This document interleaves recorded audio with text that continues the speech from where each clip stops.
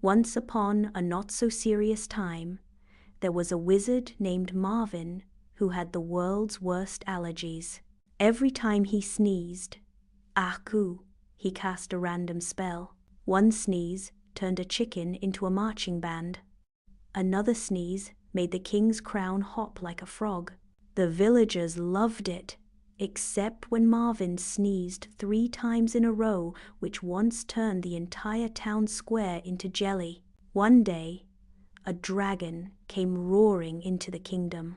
Everyone panicked, but Marvin felt a tickle in his nose.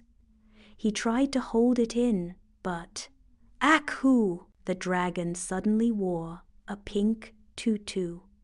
ACHOO! The dragon started tap dancing. ACHOO!